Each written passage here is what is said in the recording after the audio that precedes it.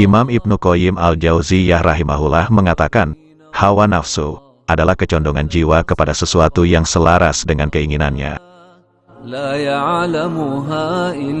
Ibnu Rajab rahimahullah berkata, terkadang dimutlakkan penyebutan hawa dengan makna cinta dan kecondongan, maka termasuk di dalamnya kecondongan kepada kebenaran dan selainnya. Asy-Syabi rahimahullah berkata, hawa nafsu dinamakan al-hawa karena bisa menjerumuskan pemiliknya ke dalam neraka. Orang yang memperturutkan hawa nafsu, hakikat mencari kenikmatan semu dan kepuasan nafsu sesaat di dunia, tanpa berpikir panjang akibatnya, walaupun harus rela kehilangan kenikmatan yang hakiki di dunia dan akhirat. Apakah hawa nafsu tercela?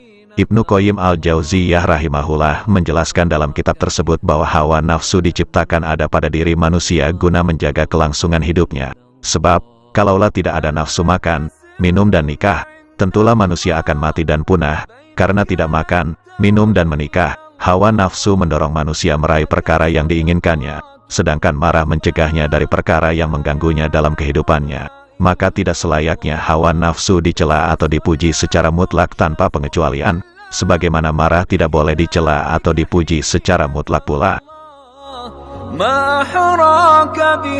Namun mengapa banyak disebutkan celaan terhadap hawa nafsu? Ibnu Qayyim al-Jauziyah rahimahullah berkata, ketika sikap yang sering terjadi pada orang yang mengikuti hawa nafsu, syahwat dan amarah tidak bisa berhenti sampai pada batas mengambil manfaat saja darinya. Karena itulah, banyak disebutkan nafsu, syahwat dan amarah dalam konteks yang tercela, karena dominannya bahaya yang ditimbulkannya, dan jarang orang yang mampu bersikap tengah-tengah dalam hal itu, mengatur nafsu, syahwat dan amarahnya.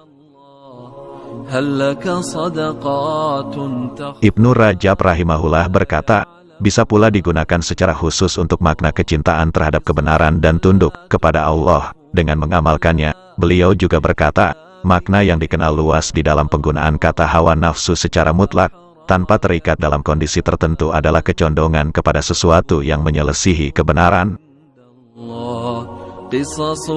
Maksud ucapan kedua ulama tersebut, kebanyakan manusia tidak mampu mengendalikan hawa nafsunya dengan adil, tidak bisa bersikap tengah-tengah antara berlebih-lebihan dan menelantarkan hawa nafsu. Yang sering terjadi adalah seseorang mengikuti hawa nafsu, syahwat dan amarahnya. Karena itulah hawa nafsu sering disebutkan dalam konteks yang tercela.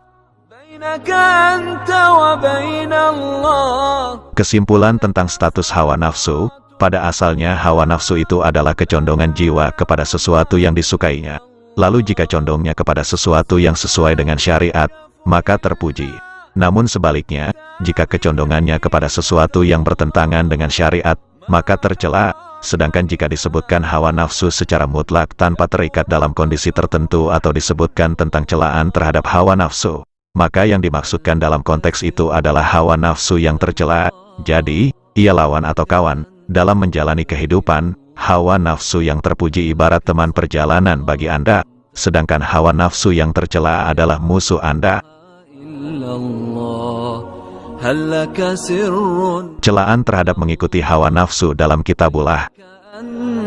Allah mencela ittibaul hawa, mengikuti hawa nafsu, di beberapa ayat yang banyak dalam Al-Quran, diantaranya adalah dalam firman-Nya yang artinya, terangkanlah kepadaku tentang orang yang menjadikan hawa nafsunya sebagai Tuhannya, maka apakah kamu dapat menjadi pemelihara atasnya? Al-Furqan, ayat 43.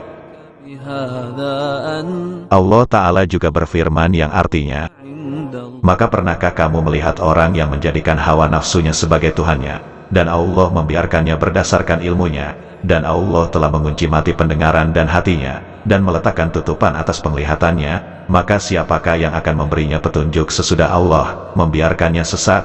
Maka mengapa kalian tidak mengambil pelajaran? Al-Jathiyah, ayat 23.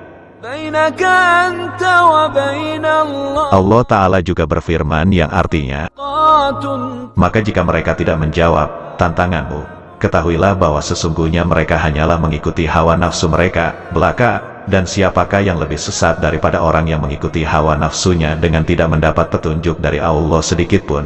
Sesungguhnya Allah tidak memberi petunjuk kepada orang-orang yang zalim. Al-Qasas, ayat 50.